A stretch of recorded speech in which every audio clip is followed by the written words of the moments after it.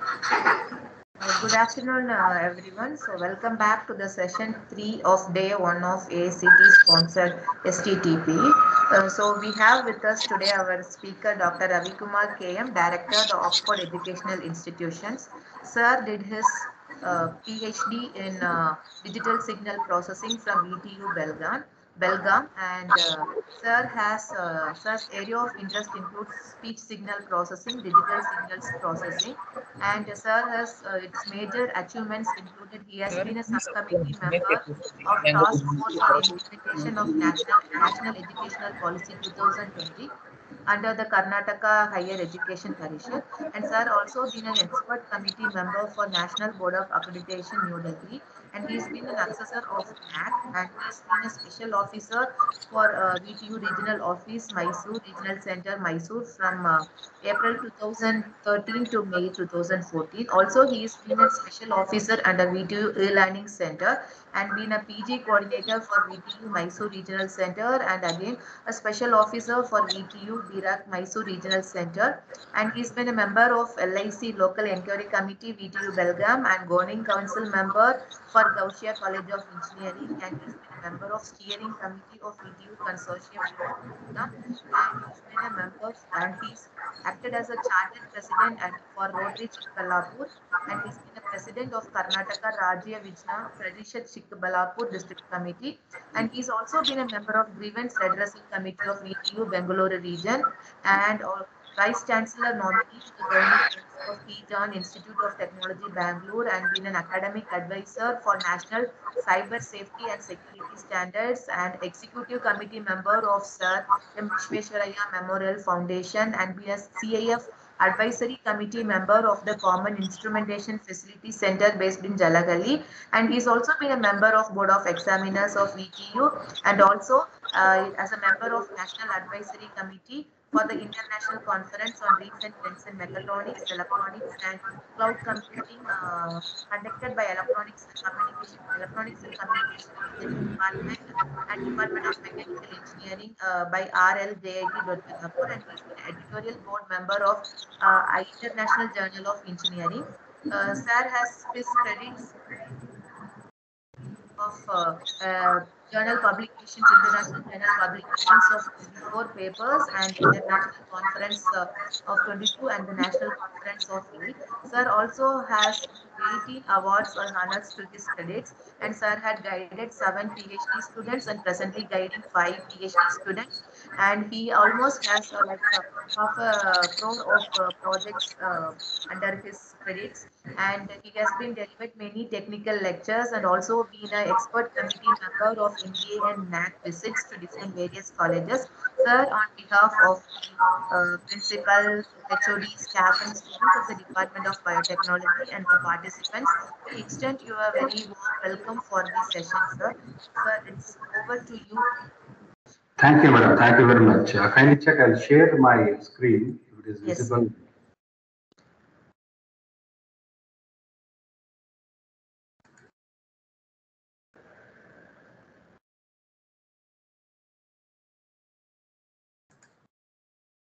Is it visible, madam?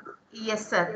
Please put it on slideshow, sir. Yeah, fine, sir. In between, if there is any noise or any slide movement is not there, kindly inform me. Huh? Yeah, sure. Yeah, thank you very much for giving me an opportunity to interact with the learned heads. So in today's session, we are going to discuss how the national education policy is going to help for startup, innovation, etc. Because for startup and innovation, the major stakeholders are students, faculties, along with that, the management and even the society. How this national education policy is going to help through the management, through the faculties, through the students, and etc., towards the startup and innovation. So, what are the facilities that NEP provides for the benefits of students, for the benefits of faculties, etc., so that they can move towards startup and innovation? That we'll check it out in today's session, along with to basic information related to startup, information related to national education policy, when it was started and how it is, and what is the present scenario, present stage, how it is, where actually it has gone. So all those things we are going to discuss within the next 25 to 30 minutes. So general information, the National Education Policy, first time it was introduced in the year 1968, and second time it was in 1986. There was some slight modification done in 1986, and it was republished in 1992. And the third one, the present National Education Policy, which was published in 2020, was approved by Cabinet in July 29. As per this new National Education Policy, there won't be any difference between the private and public higher education institutions. Whatever the facilities that will be provided to public, the same facilities will be extended to the private higher education institution also. And for this to regulate, there will be a single regulatory body. Single regulatory body is called Higher Education Commission of India, which will be regulating both private as well as the public higher education institutions. So for this implementation of this national education policy, both central and state government will provide all the required facilities, including manpower, financial assistance, etc., etc. And if the institutions are very young enough and if they do not have proper guidance to move towards national education policy, then with National Mission for Mentoring under this scheme, they can appoint a senior faculty or a retired faculty and take their help to move towards this national education or adopt this national education policy. In future, as per the national education policy, everything will be measured in terms of happier or happiness index. How happy the management is, how happy the faculties are, how happy the students are, how happy the parents are, and finally, how happy the society is. Everything will be measured in terms of happiness index. As of now, this national education policy, new national education policy, is just a policy and has not become a law. So before this policy was approved by Cabinet in July 29, a draft copy was started 5.5–6 years before itself. And it was around 484 pages, and this new national education policy, NEP 2020, is the only draft which has received highest consultation. That means feedback from Panchayat to Parliament has been taken, and finally it was published. And well before this July 29th itself, the government of Karnataka has formed a task force to implement, to check how this national education policy can be implemented in Karnataka. That means in the July, the cabinet has approved this new national education policy. Well before that, March itself, keeping draft in hand, state government, Karnataka state government has formed a task force to study the draft copy and check it out how best it can be utilized for the progress of education. And as per the national education policy, MHRD should be named as MOE, or Minister of Education. That has already been done. And as per the national education policy, higher education should be provided in local languages. So even that has been implemented. And the final copy which has been approved by the cabinet, actually it contains 4 parts. First part is a school education. Second part is higher education. Third one is other key areas like professional, etc., or implementation, professional activities. And final one is implementation or making it happen. Now coming to my presentation, what actually it contains, we'll start from vision up to implementation part. We'll go one by one and check how national education policy is going to help our startup and innovation policies. Now vision, on what basis the vision of national education policies are being framed. So the problems of higher education institutions, all those things are brought at one point, and to solve those problems, what actually it is required, that has been framed as a vision. For example, so higher education institutions are completely fragmented.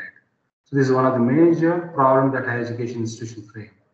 And less emphasis is given to cognitive skills and learning outcome. Rigid separations of discipline, that means civil separate, mechanical separate, computer science separate. In that way, the discipline or courses are completely separated, and less emphasis on the rural area. That too, in social, economical and disadvantaged area, less emphasis is given or limited access is provided to them. Institution as well as teachers are given less autonomy.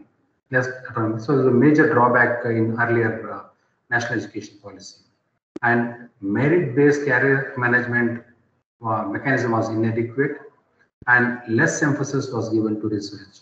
So because of this less emphasis on research, the innovation and startup activities were very less earlier. And governance was suboptimal, and regulatory system was ineffective. So these were the problems faced by higher education institution. So to overcome all this problem, the vision of NEP was built. According to this, if a university or a college, if it is a multidisciplinary and if it is large in the sense at least 3,000 students in a campus, and this large multidisciplinary university or college should be there in every district. So in Karnataka, there are around 30 plus 1, that is 31 districts. In every district, if such a large multidisciplinary universities or colleges are established, then all those problems of higher education institution can be overcome. That's what the vision. And medium of instruction, if it is in a Indian languages or local languages, it is going to help. This is one of the major vision of National Education Policy NEP, and provide autonomy to both institutions and teachers. Once they have autonomy, they can frame their own syllabus, they can check how the content should be delivered, etc., etc. So when autonomy is given, all the problems of higher education institution can be solved. And revamping the curriculum and reaffirming the integrity of faculty and institutional leadership position, establishing a national research foundation, and high qualified independent board, which is having power for taking decisions related to academic and administrative autonomy. This is also one of the major recommendations of national education policy. And regulatory system should be light, but it should be tight. Light in the sense, only very few parameters should be used to regulate the higher education. For example, number of faculties, land required, area required, labs required. So in that way, very few parameters should be used to regulate, and those parameters should be tightly seen. And increase access, equity, and inclusion. So these are the visions that has been framed, keeping the problems of higher education institution in the mind. Under institutional restructuring and consolidation, it says earlier, or as of now, there are many universities, state universities, private university, deemed, central, etc., etc., etc. In future, once the national education policy is completely implemented, there will be only one terminology, that is university. A university is the one which will be a multidisciplinary, large institution which provides UG and PG degrees with high quality teaching, where faculties and students are involved in research and also engage in community activities. So those institutions are called university, and the concept of central, state, etc., everything will be abolished. But based on their teaching and research activity, they are further classified into three parts. For example, if an institution gives equal emphasis or equal importance to teaching and research, such institutions are called research-intensive universities. For example, if more emphasis is given to teaching, then such universities are called teaching-intensive universities. And if universities or if institutions concentrate only on teaching and provide undergraduate degree, those type of institutions are called autonomous degree granting college. Therefore, in future, there will be only one type of university, and based on their research and teaching involvement, they will be categorized into any one of these three types. And institutions can move from one level to other by accreditation or graded accreditation, and they will also be provided autonomy, but autonomy is also called graded autonomy. And with appropriate accreditations, for example, if our institution, for example, say if it is an autonomous degree granting, because we involve only in undergraduate degree delivery, then if we want to move from autonomous college to university, that to teaching, then we have to prove ourselves through accreditation. And if after 3 to 4 years, if we have moved to teaching intensive university, and if you want to move to research intensive university, our accreditation level or accreditation rating should further increase, and we can move to next level also. And by next 20 years, only multidisciplinary institutions will exist. And as per the National Education Policy, as of now, as per 2018 census, the gross enrollment ratio is 26.3%. 3%. By next 15 years, they want to double it out. That is at least 50% of faculty students should enroll in higher education institution. And as we said, the single stream higher education institution like engineering college, science college, arts college, etc., will be phased out over time. Now, what actually the holistic and multidisciplinary education as per the National Education Policy 2020? So earlier, when a person is educated in the sense, he has the knowledge of all the 64 kalas, which includes arts, science, commerce, music, etc., etc. Everything a person had that particular knowledge, or he had an opportunity to learn all the 64 kalas. So here, the multidisciplinary means a course which contains scientific, technical, and economic, and a holistic education in the sense which has social and cultural courses. So all these things should be there. So here, in this, to encourage holistic and multidisciplinary education, a concept of multiple entry and exit point has been introduced by National Education Policy so that lifelong learning can be encouraged. Usually what happens is a student, once he entered into a course, let it be an engineering course, an example, which is of 4 years of course. So if he completes 3 years of course and 4th year due to some problem, if he is unable to continue within particular period of time, then he will not be benefited by the 3 years of course which he has done, or 3 years of time, 3 years of money that he has spent. That will not be nowhere useful to him.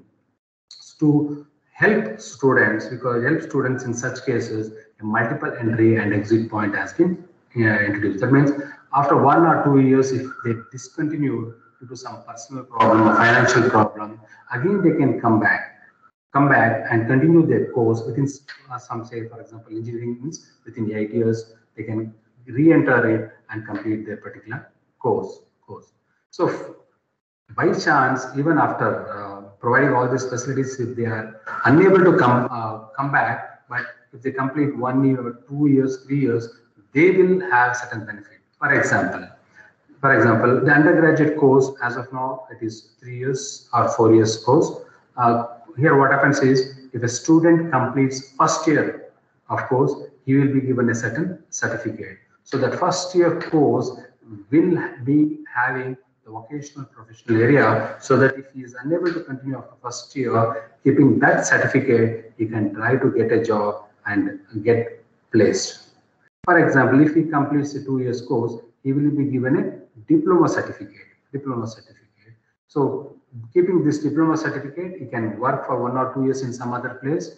That means he can exit the course after 2 years to itself, and he can have a re-entry after 2 to 3 years after solving all his problem and continues. So the multiple entry and exit option helps students in large. And if he completes 3 years of course, he'll be given a bachelor's degree. And if he completes 4 years of course, he'll be given a bachelor's degree with honors.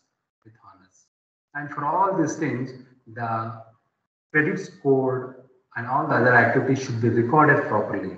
So to facilitate this, and scheme of academic bank of credit has been introduced. In short, it is called ABC, where similar to that of a DigiLocker or a bank passport, all the credentials related to students, everything will be stored in this academic bank of credit. Therefore, students, when he exits the course, and re-enters at that time, even by just providing the academic bank credit details, he can get the entry into the higher education institution. Not only for the course, even for getting going to a job, it doesn't mean he should carry all his credentials in the form of a file or a certificate. Only if that key, if he can carry and give it to the employer can log into the system and identify all the credentials of the students and check whether he is suitable for the post that employer can provide. Even for getting job, this academic bank of credit is going to be useful. The higher education institution have the flexibility to offer different designs of master program. Earlier, the master program was 2 years. So 2 years program, to entering to the 2 years program, if the bachelor's degree of 3 years is done, that is sufficient.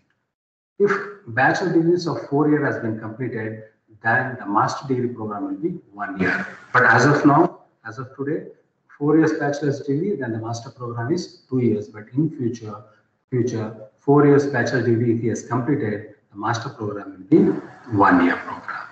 And integrated 5 years bachelor's master program will also be introduced as per the recommendations of National Education Policy 2020. So even for the PhD program, earlier master degree was compulsory. But as per the new National Education Policy, along with the master degree, if 4 years bachelor degree, if he has completed 4 years bachelor's degree with research, he can directly enroll himself into the PhD program. That is also recommended by National Education Policy 2020. MPhil program will be completely discontinued. And finally, the goal of this National Education Policy is every university, which is the holistic and multidisciplinary would like to move towards MERU. That means multidisciplinary education and research university, and achieve highest global standard in quality education. Now, what are the optimal learning environments and support that is provided to students as per the recommendation of National Education Policy? That means if the institution faculties are given autonomy, 90% of all the problems will be solved. That means the choice-based credit system should be revised as and when is required. That means so that innovation and flexibility can be provided. So every institution should have an institution development plan, where the institution development plan should be integrated with the academic plan. So both should move in parallel with each other. Faculties, they should not only act like a teacher, that is not only involved in teaching learning process, but they should also act like a mentor. So in future, what happens is the universities, along with the IA marks and attendance of students, they will also try to collect the details like how many students were allocated to the faculty for mentorship. So if, for example, 10 students are allocated, in 10, how many have cleared their exam? If they have not cleared, what is the reasons? So all these credentials related to mentoring will be collected in future by the affiliated university or the regulatory body like AICTE. So students from social economic disadvantaged background, so as they require much encouragement, that will also be provided as per National Education Policy. Along with offline education, importance will also be given to online education along with online distance learning, so that they can increase the accessibility of, that means higher quality higher education can also be provided to the maximum students. But finally, whether it is online or offline, our teaching learning process should meet the global standard in terms of quality. So there is one more parameter introduced in National Education Policy, that is internationalization.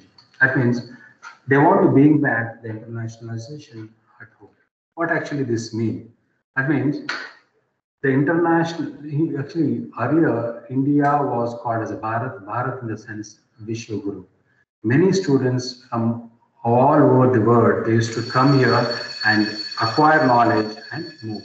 India was, because while at that time the quality of education was very good and the cost was very nominal. So keeping that in view, India will like to promote the global, or try to become a global destiny for for premium education, and they would like to provide the education at the lowest cost and try to restore their role as Vishwaguru. So along with this, the high-performed Indian universities which are available in India, even they will be encouraged to open campuses in other countries. Along with that, the top 100 universities in the world, even they will be invited to establish or operate in India. Because as of now, almost around 5% of students, they are going out of India for higher education. So, but many who are ambitious about going studying in foreign universities, they are unable because of financial problem and the cost involved in that. Because of this internationalization, as top 100 universities will be provided opportunity to establish in India, even they can, the students those who are not able to go abroad, even they will get an opportunity to gain the knowledge in such a large, vast, or best universities in the world. And with this, the credits earned in India will be appreciated or will be recognized in the foreign. Similarly, the credits earned in the foreign universities will also be recognized in India to give them the degree. Students' activities and participations. So, as students are the prime stockholders in any education system, the campuses should be very, very vibrant. That means, along with the high quality teaching learning process, so other activities like sports, cultural, etc. That means plenty of opportunities should be provided to students to show their hidden talent or to move towards startup and innovation techniques. Right. That is encouraged by national education policy. So to innovate them or to encourage them to involve in innovation and startup policy, a separate counseling system should be introduced as per the national education policy so that they can move towards that. And separate committee or separate arrangement should be made for the students with rural background, that to socially, economically disadvantaged group, for them a separate facilities should be made available so that the requirement of innovation, the requirement of startup can be shown to them. And as usual, several already available, all the higher education institutions should ensure the quality of medical facility should be provided in every institution. So the financial supports that is provided to the students so that they can involve in startup and innovation work, for them, financial assistance will be provided to various measures. Along earlier, only SC, ST, OBC were provided, but now a special provision has been made for socially, economically disadvantaged group. So recently, state government has announced for the students of farmers, so they will be given certain scholarship to they do their higher education. That has been announced by state government recently from past 2 months. So that means as per the national education policy, even the socially, economically disadvantaged group, that is rural area, are the where the agriculture is the major work. So even for them, the effort, the scholarship has been provided. So to keep track of the students, a national scholarship portal should be established.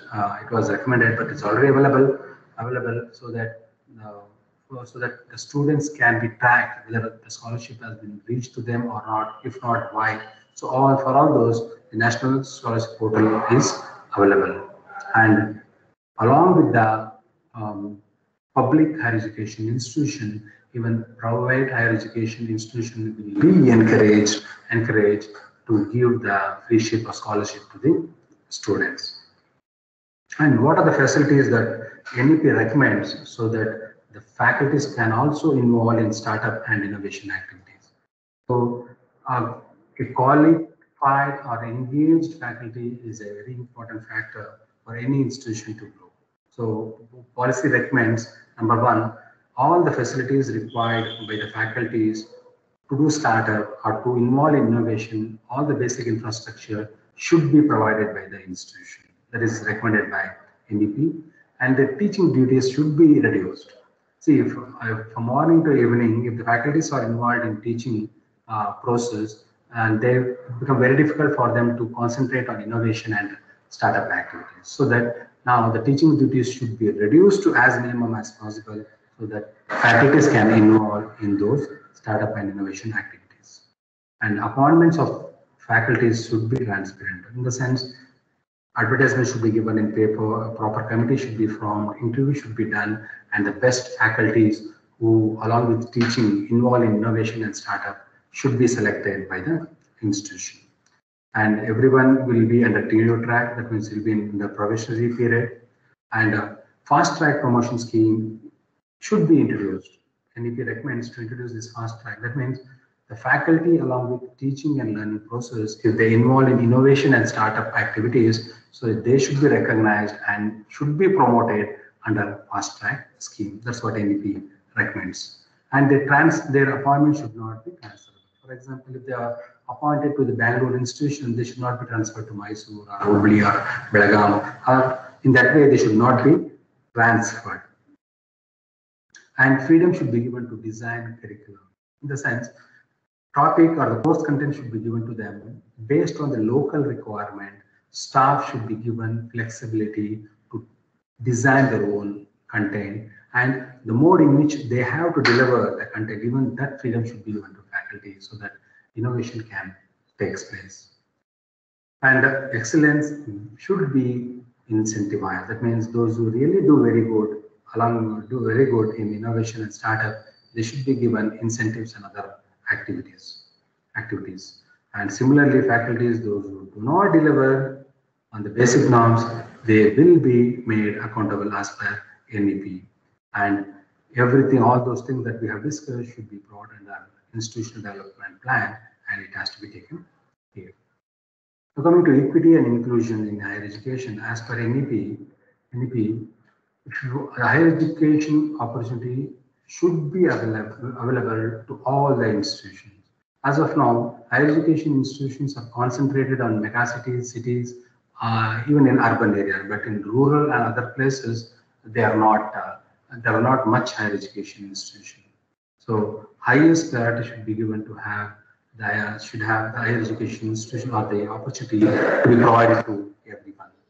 So what are the steps that government has to take? What are the steps that institution has to take, so that more and more opportunity should be provided to the for everyone?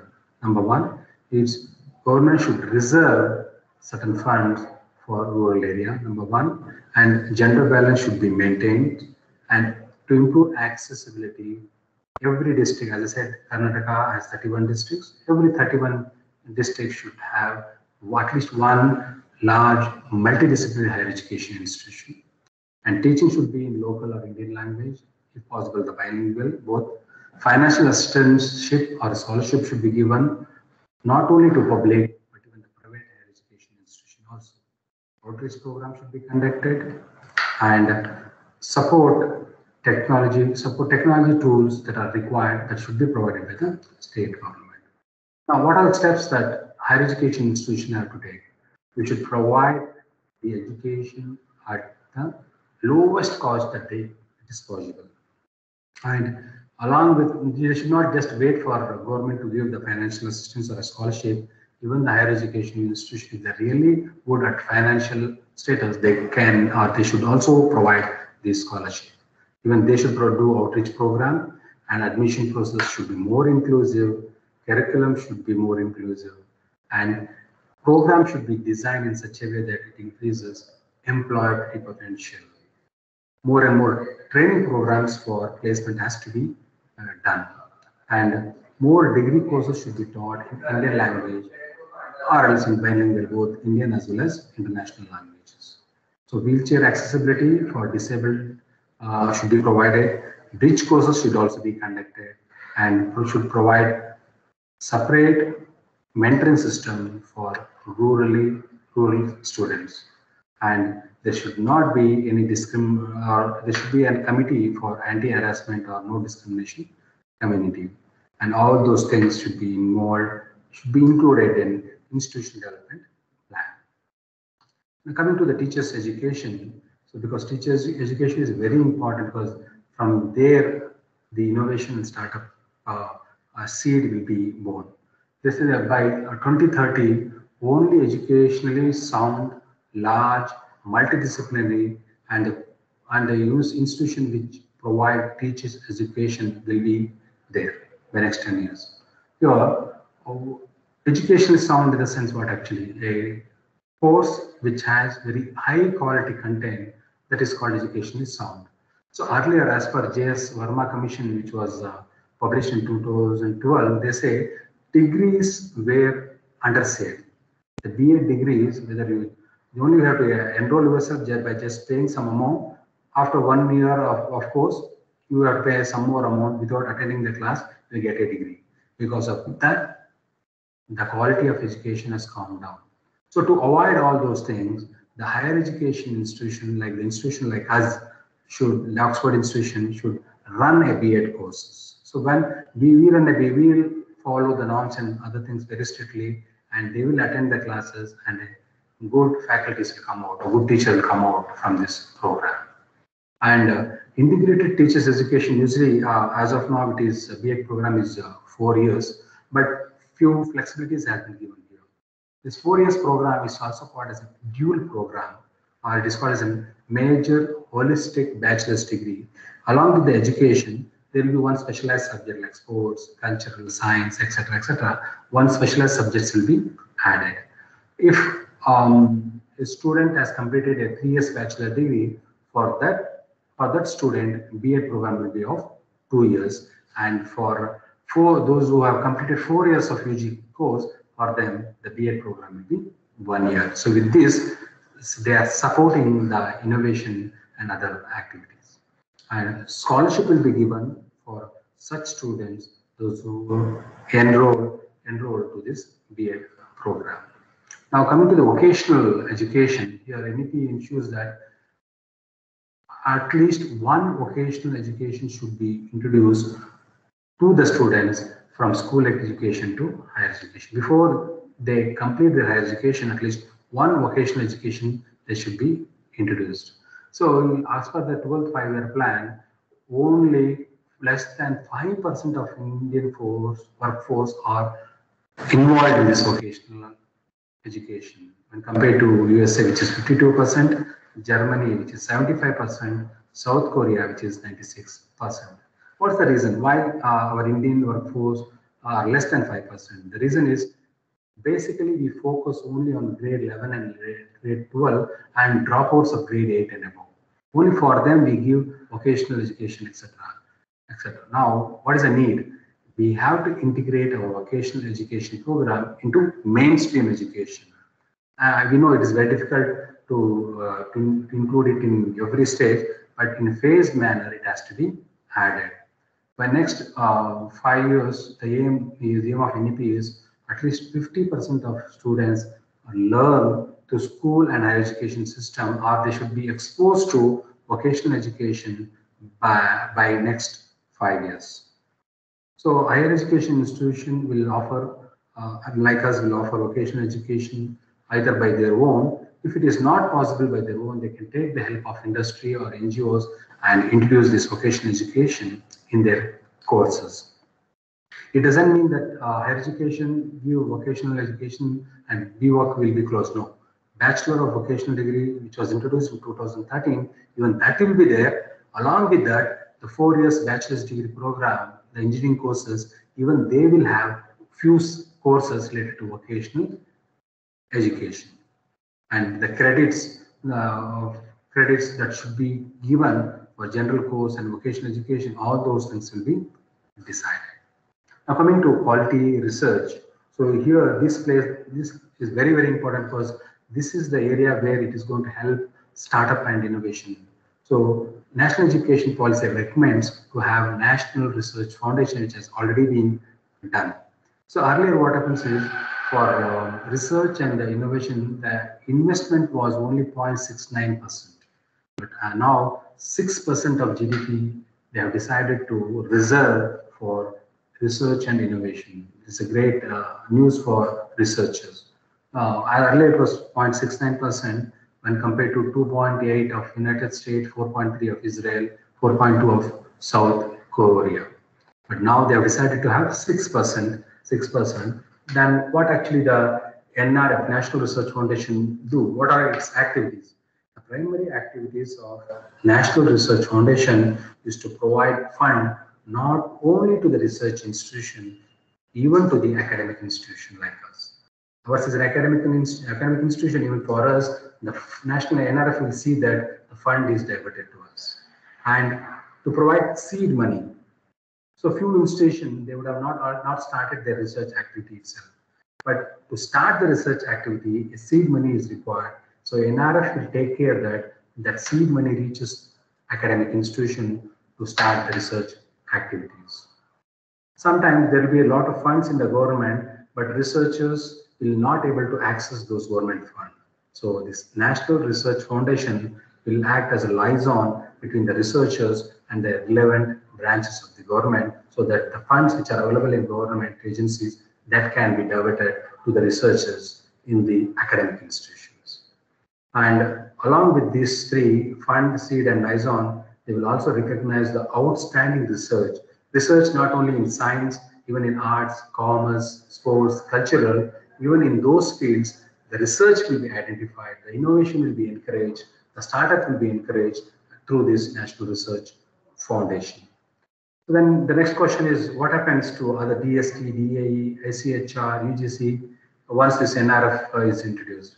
No, even DST will be there, because DST, Department of Science and Technology, will concentrate only on science. DAE, Department of Atomic Energy, they concentrate only on atomic research.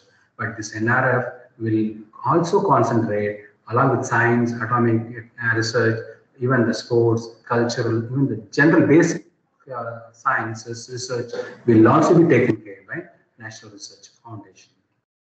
Sometimes what happens is, due to even along with the government agencies, there are funds in the private agencies like Corporate Social Responsibility Funds, CSRI funds.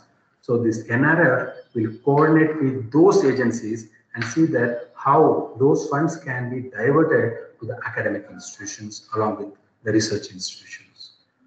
So now coming to the regulatory system. So what is the problem in previous regulatory system? Why we require new regulatory? The earlier regulatory system was heavily handled for decades. That means power was concentrated more on one particular body. That means the concentration of power with only few bodies, and always there would be conflict of interest among those bodies. So the objective of this new regulatory system is to create checks and balance in the system and to minimize the conflict of interest with those and eliminate the concentration of power. So for that, what actually we have to do? What NEP recommends? NEP recommends we should have a body, we should have a distinct, independent and empowered bodies so that all these conflicts can be removed. That means any higher education institution will have these four issues, that is regulation, accreditation, funding, and academic standard setting. For all these four, we require an independent body which are empowered.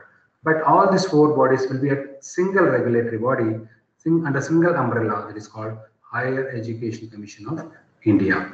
Under Higher Education Commission of India, all those four bodies will work as four verticals.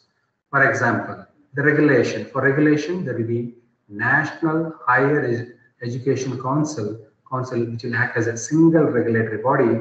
All the higher education institutions except medical and law are brought under this, and these things will be regulated by this National Higher Education Council. And this regulation will be light but tight, as I said earlier. Light in the sense, only very few parameters will be used for regulation, like faculties required, land required, area, labs, etc. But those will be seen very seriously in a tight form. For accreditation, there will be one body called National Accreditation.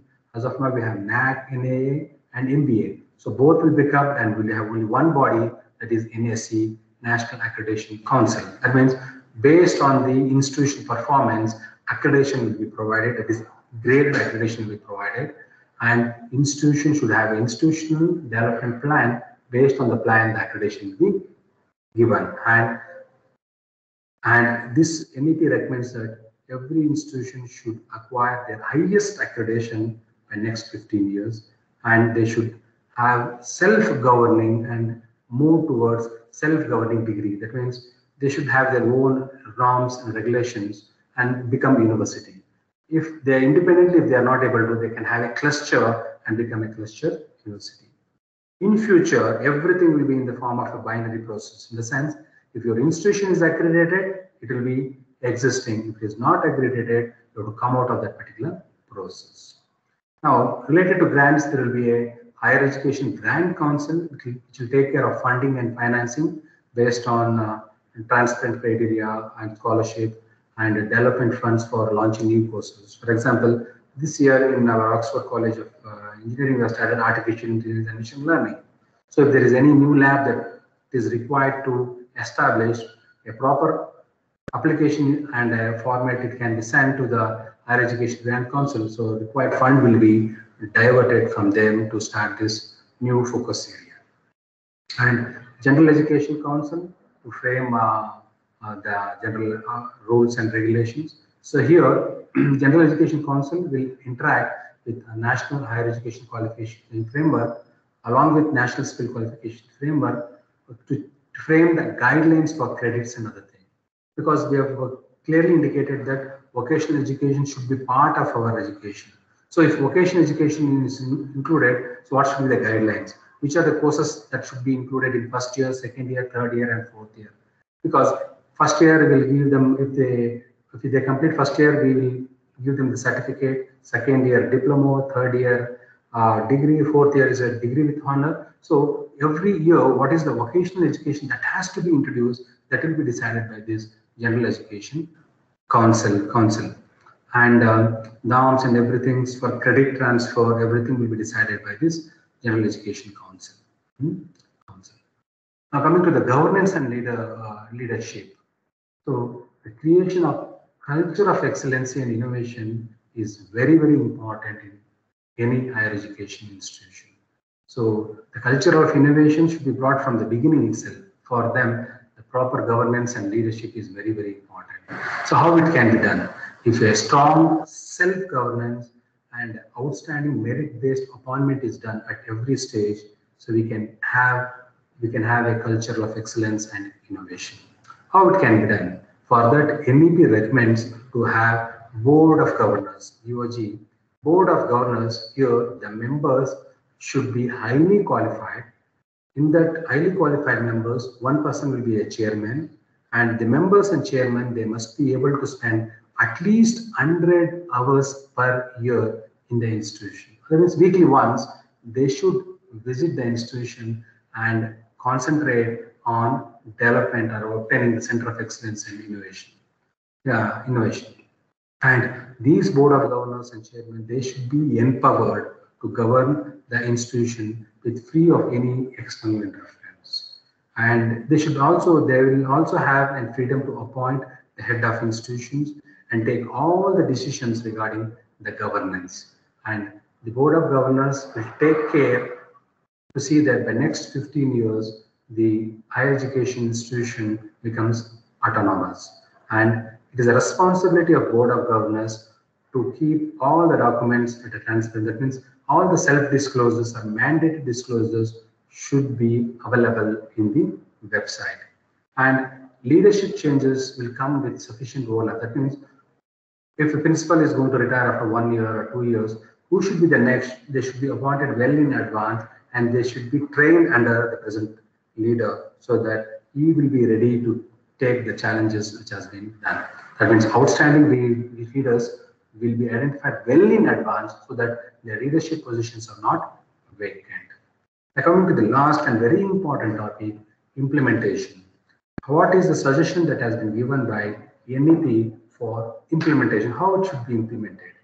So the policy is only as good as implementation. If implementation is very good, we said that the policy is also good. If we couldn't implement it properly, then how good the policy is there doesn't give any fruitful.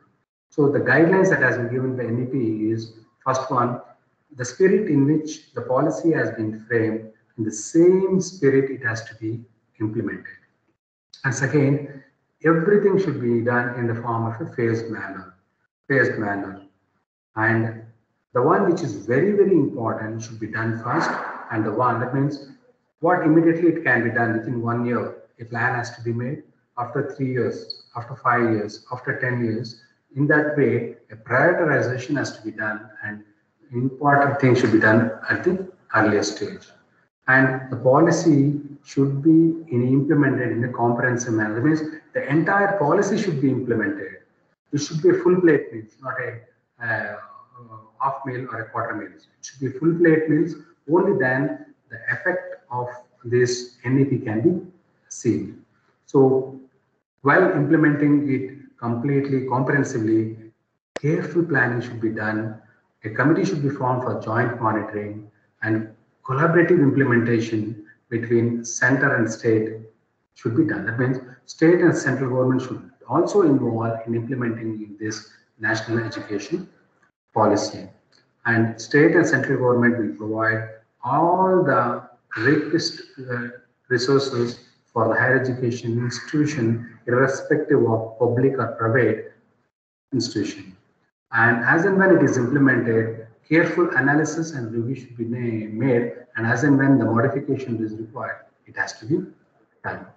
Now, under implementation, what are the things that has been done at institution level, at national level, at the state level? Let us go through. At institution level, I'll take an example of NITK Surathkal. They've already formed Board of Governors, BOG, and started implementing on or shifting from content delivery to applied learning. They already started, and they started designing a 360-degree assessment model. That means not only education, along with the education, the physical and mental well-being of students have been taken care by this Board of Governors. And experimental learning through vocational skill, mathematical thinking, and the requirements of 21st century skills, all those things has been included in their design. And everything is planned in the institutional development plan, and they have moved forward, and their aim to become a NERU has been made. At state level, what are the things that are happening? Karnataka is the first state to adopt the national education policy. It has already been announced, and VTU, Visvesvaraya Technological University, even they have started adopting the national education policy. That means at Muddenhally, along with the guidance or along with the support of AICTE, a training program for leaders or good listeners, they have been planned. So all over India, only the 2 centers have been approved by AICTE. At Muddenhally, VTU has got this 1 center. So for as per the national education policy. VTU has also announced BSc Honours, a 4 years BSc Honours course in engineering colleges. 67 colleges has been approved with this BSc Honour. It has been started from this academic year. And higher education institution, so to teach them in local language or Indian languages, 4 engineering colleges with 4 courses, an approval has been given by VTU to start to coach the students with local language, that is Indian language. And VTU has a plan to support 30 engineering colleges, 30 districts, 30 engineering colleges, and to convert the 30 engineering college to super 30 engineering college by providing them all the required facilities so that in every district, one best large multidisciplinary holistic institution is established. So they already started the process. So every district, one institution will be selected. Preference will be given to government college. If there is no government college in that district, private college will be selected, and they will be taken to the highest standard with the support of government. And internationalization, Karnataka government have made tie-up with Montefiore Peninsula University, USA, to award twinning diploma to the polytechnic students. So internationalization also they have started implementing. And recently, last week, they have tied up with the Bavarian University of Germany for twinning program. That means students, they can have 1 or 2 years here, remaining years they can complete in Germany, or in Germany they can do 1 or 2 years of course, remaining they can do it here. In that way, they can study, spend their 3 years or 4 years of course in Germany and India, and the process has already been started.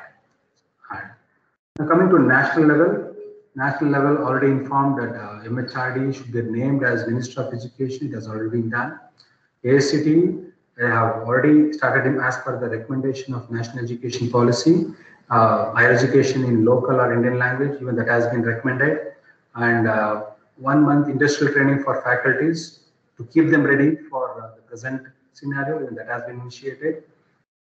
NRF, National Research Foundation, has been established with 10,000 crores per year for research and innovation activity. So just imagine 4 years means around 40,000 crores has been reserved for that activity. UGC has already been given announced guidelines for academic bank of credit, internationalization, and multiple entry, multiple exit. The guidelines has been already announced. So finally, the objective of national education policy is to make Indian learner truly global citizen, so that they can concentrate on startup and innovation. So with this, I thank the organizers for providing me an opportunity so that the knowledge that I have gained as a part of task force implementation, whatever the NEP suggest and give support for startup and innovation, so that I can interact with. So thank you very much for this opportunity.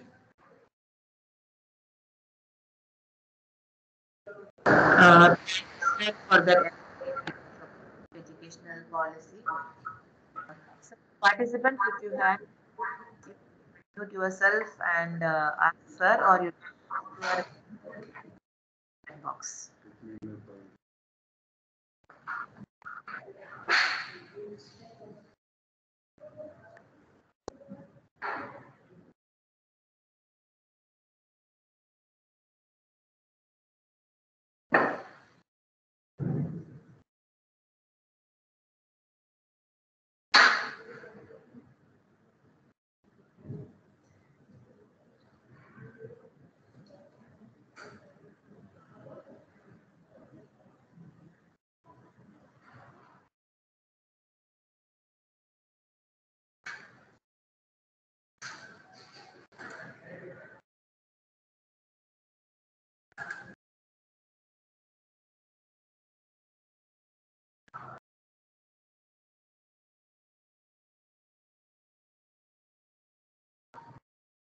There is no questions from audience group. Participants, you can unmute yourself and you can put the question. You can put the question in the chat box, or you can unmute yourself and you can ask.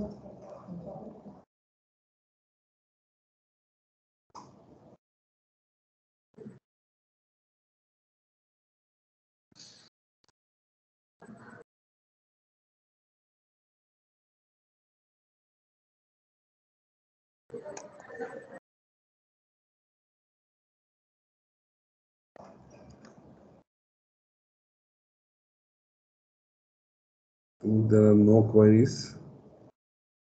So on behalf of management and all the HODs and for participants and also organizing team, I wish to congratulate you for your lecture.